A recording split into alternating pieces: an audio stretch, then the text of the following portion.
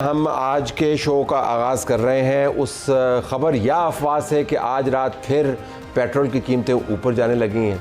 अगर आपको इत्तेफाक हुआ हो बाहर निकलने का या अगर आप उसी लाइन का हिस्सा है जिसका हम जिक्र करने वाले हैं, फिर आपको पता होगा कि र्यूमर कितनी स्ट्रॉन्ग है। लोगों ने पेट्रोल पंप्स के सामने लाइनें लगानी शुरू कर दी हैं कि अब कीमतें फिर बढ़ रही हैं।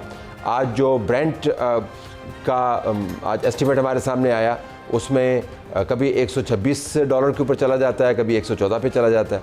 वज़ीर-ए-आज़म पाकिस्तान की तरफ से बहरहाल जो कमज़ोर तबके का लफ्ज़ इस्तेमाल किया गया। पता नहीं कमज़ोर तबका कौन है आजकल, तो जिसके पास पेट्रोल नहीं है वो सारे कमज़ोर है। कहा गया कि मोटरसाइकिल सवारों और पब्लिक गुड्स ट्रांसपोर्ट को जो उन्होंने सब्सिडी दी थी, अगरचे मिकदार उसकी कम है लेकिन ना होने से तो कुछ तो बेहतर है, उसमें 1 महीने का इजाफा कर दिया। साथ वज़ीर-ए-आज़म साहब ने यह भी फरमाया कि आपने किरायों को नहीं बढ़ने देना। अब कितना मौसर होगा, अब ये सारा कुछ मामला जंग के साथ लगा हुआ है। डोनाल्ड ट्रंप जो है वो कहता है जी कि मैंने जो ईरान के जो हसार बंदी उसने की है अपना हुर्मुज़ की, उसके ऊपर जो मैंने हसार बंदी की है वो मैंने नहीं उठानी, तो ये मामला तवील भी हो सकता है।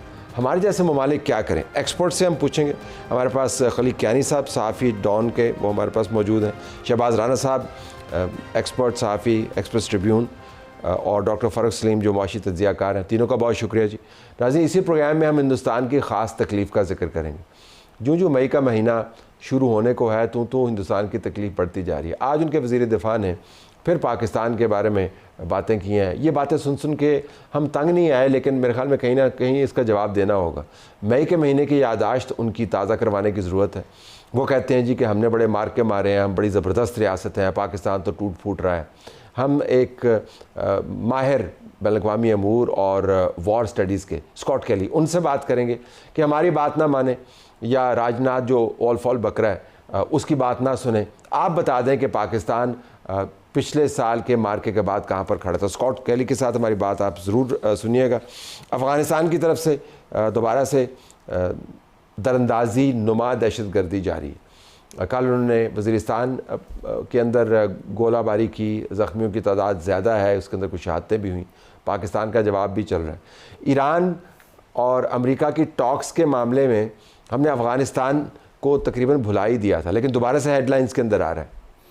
वहाँ पर हमने एक बड़ी जंग हमारी शुरू है, बीच में कुछ जंगबंदी हुई थी, दोबारा से शुरू कर दिया था हमने अफ़गानिस्तान के अंदर तालिबान के दहशतगर्दी के ठिकानों पर हमला करना। उसका क्या बन रहा है, ये मालूमात भी फराहम करेंगे। इफ्तिखार फरदोस होंगे जो दी खुरासान डायरी जो डॉक्यूमेंट करता है सारे मामले को, वो हमें बताएंगे कि हमने क्या कुछ मिस किया अफ़गानिस्तान के हवाले से और क्या कुछ होने वाला।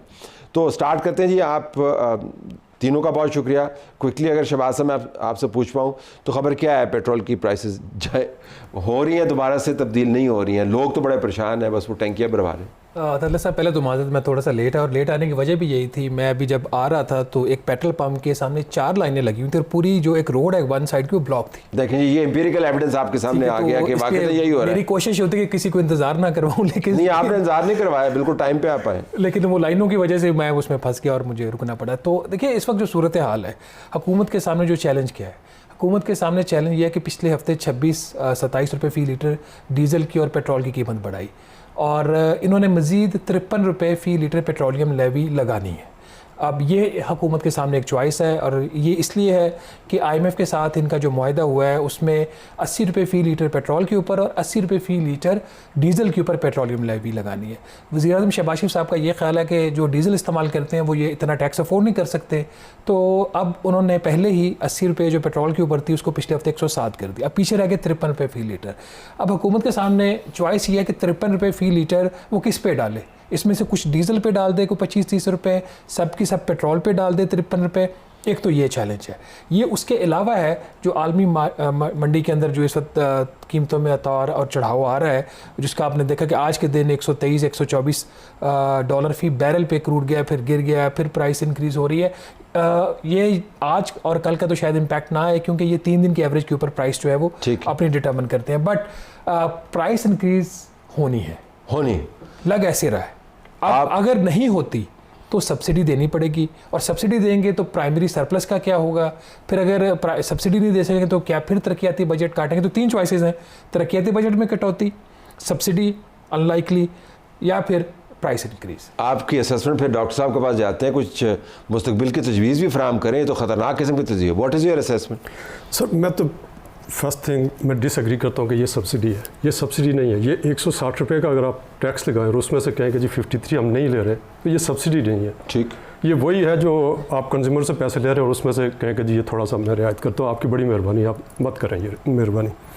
देखें, जो डीज़ल के ऊपर वाकई चैलेंज है, डीज़ल के ऊपर जो वो इन्फ्लेशनरी इम्पैक्ट उसका बहुत ज़्यादा है और उसकी वजह से उसको उन्होंने फ्रीज़ करके रखा हुआ है। लेकिन जो इंटरनेशनल फ्लक्चुएशन है वो आपको अलो नहीं करती कि आपको ज़्यादा टैक्स रेट को कम कर सके। अच्छा, एक साइड के ऊपर ये है। दूसरी साइड पे ये है कि जो पेट्रोलियम लेवी का टारगेट है वो पहले 10 महीने में 11 महीने को क्रॉस कर चुका हुआ है। ठीक, तो लिहाजा अगर आपकी नीयत ठीक हो तो आप अभी आपके पास 2 महीने पूरे हैं, आप उन 2 महीने में 1468 कर सकते हैं विद गिवन नंबर्स। तो लिहाजा आप अगर आपको आवाम की वाकई उस कमज़ोर तक क्वेश्चन है 2 महीने का आपके पास, अगर 2 का नहीं है तो 1 का ज़रूर है। 1 का ज़रूर, 4 हफ्ते का है। जी बिल्कुल है। 125 अरब रुपए। 125। डॉक्टर साहब ज़रा बताइएगा आप का तज़िया क्या है, कितनी मजबूरी है और कितनी हमारी अपनी कोताही है, ज़रा इसका तज़िया कीजिएगा। गो अहेड जी। जी तलत साहब, देखिए, आलमी मंडी में अगर कीमत बढ़ती है तो जो इम्पोर्टिंग कंट्रीज हैं उनके ऊपर बोझ तो आना है। अब मैं देख रहा था कि भारत में 1 फरवरी को अगर आप कीमत पेट्रोल की निकाल के देख लें तो वो 9472 यानी कि तकरीबन 95 इंडियन रुपीस बनती है 1 फरवरी को, और आज भी वही है।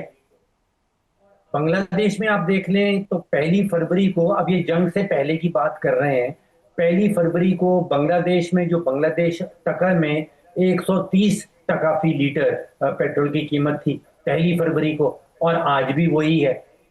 पाकिस्तान में 1 फरवरी को कोई 257 थी, फिर वो 393 पे चली गई, तकरीबन 50-55% इजाफा है।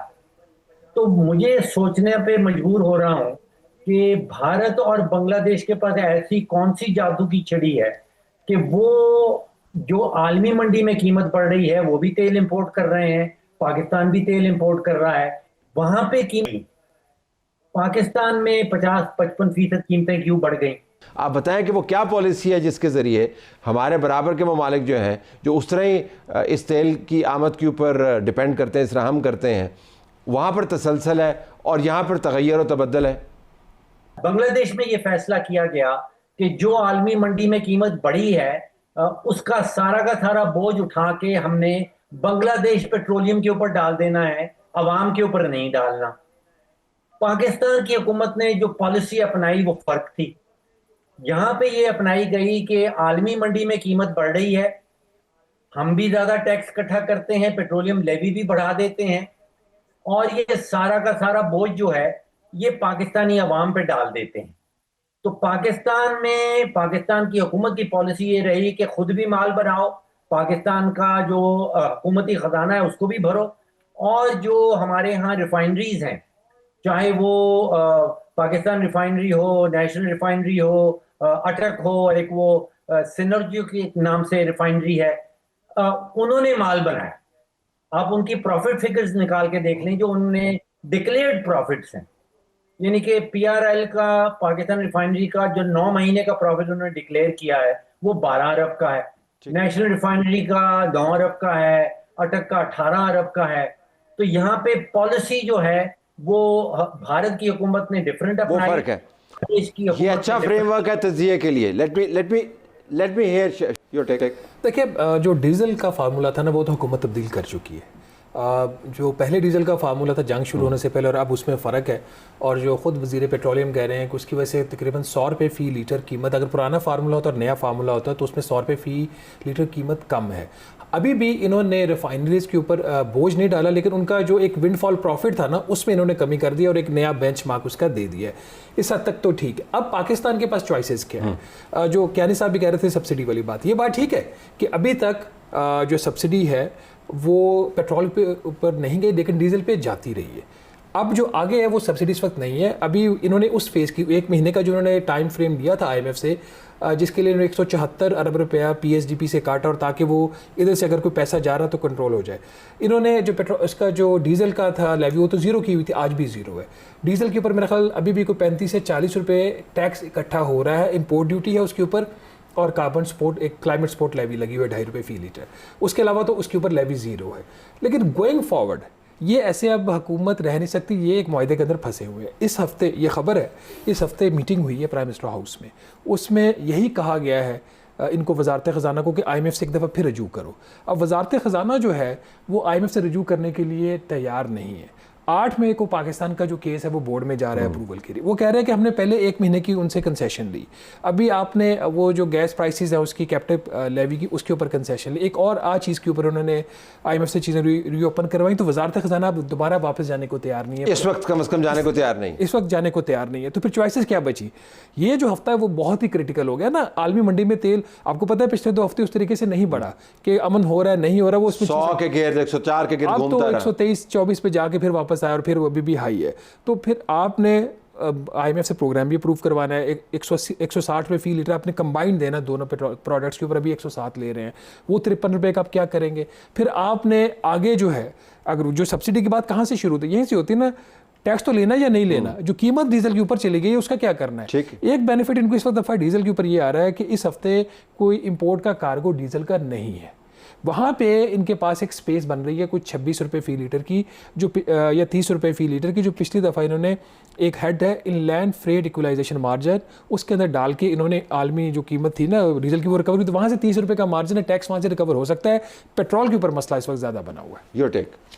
एक तो 30 रुपये वो है जो इनलैंड फ्रेट मार्जिन है, और 51 रुपीज़ का कस्टम ड्यूटी है, तो ऑलमोस्ट यानी लगभग 70 रुपये तो आपका आप टैक्स फिर भी ले रहे हैं। आप पेट्रोलियम लेवी में नहीं ले रहे, लेकिन दूसरे टैक्स में तो ले रहे हैं।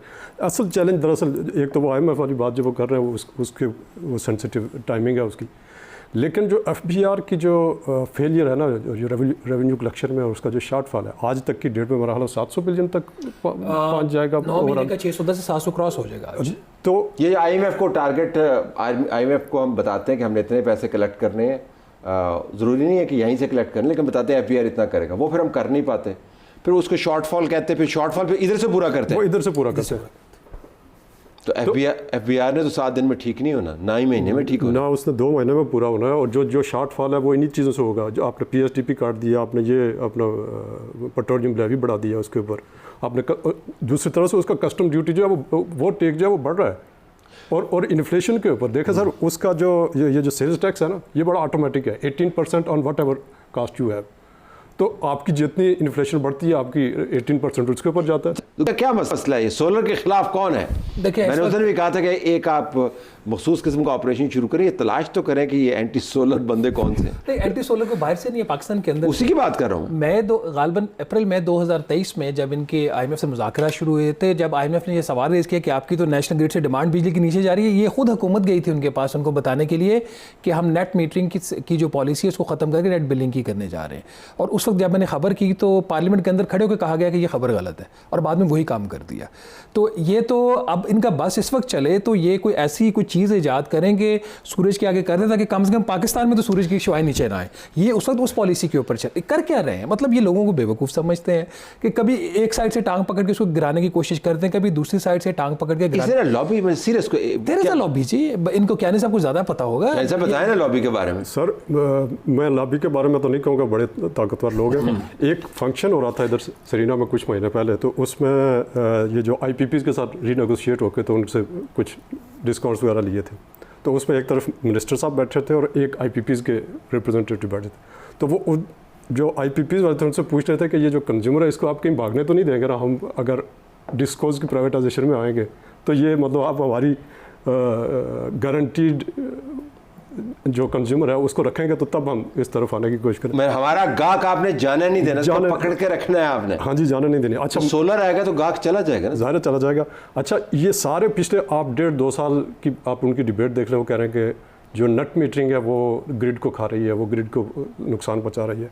अभी परसों पब्लिक हियरिंग थी नेपरा की, उस पर पावर डिवीजन ने कहा कि जी ये जो टोटल नेट मीटरिंग कंज्यूमर है, इसकी जो टोटल कैपेसिटी है वो 6,000 मेगावाट के लगभग है। अब सोलर की जो बेस्ट आउटपुट है वो 18% से ऊपर नहीं होती, यानी एनर्जी एफिशिएंसी 18% से ऊपर नहीं होती। उसका उन्होंने कहा जी कि 1000 से 1500 मेगावाट का टोटल इम्पैक्ट है, which is less than 2% of the total grid supply. और शोर देखें कैसे मचाया हुआ है। और उसी हेयरिंग में उन्होंने ये बताया कि असल जो चैलेंज है वो तो ये है कि जो ऑफ ग्रिड, बेसिकली इशू ये है ना कि जी एक तो इधर IMF है, पावर सेक्टर में आपके ऊपर एक दूसरा IMF है CPEC, जिसके तहत आपने 15,000 मेगावाट के आपने प्लांट लगाए आपकी, और रेट आपने मीन वाइल इतने बढ़ गए इकनॉमिक कंट्रैक्शन की वजह से कि अब वो किसी के अफोर्डेबल नहीं है। अब जो सोलर जिसके पास 4 पैसे थे, जिसने कोई जेवर बेच सकता था, गाड़ी बेच सकता था, उसने वो नेट मीटरिंग की।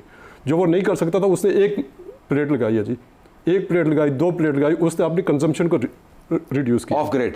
ऑफ ग्रिड जाके उसने नहीं उसी ऑफ ग्रिड में नहीं, उसी ग्रिड के ऊपर लगा लिया। आप 200 से यूनिट ऊपर ना जाने दें। सो बुनियादी तौर पर I have to wind it up. आप तीनों का बहुत शुक्रिया। नाज़रीन, बुनियादी बात यह है कि ये बदतरीन बैन अक़वामी हालात को हम इस वक्त विटनेस कर रहे हैं। तीसरी जंग अज़ीम की हमने बातें सुनी हैं, और इससे ज़्यादा जब से ये ऑयल और गैस के ऊपर दुनिया के निज़ाम ने काम करना शुरू किया है, इससे ज़्यादा फ्लक्चुएशन और गैर यकीनी की सूरत हाल कभी पैदा नहीं हुई। लेकिन इस तमाम गैर यकीनी की सूरत हाल के अंदर अगर एक चीज़ वाज़ेह अंदाज से आपके सामने खड़ी है, वो ये कि गैर यकीनी की सूरत हाल नहीं है जो आपके गले में पड़ी हुई है।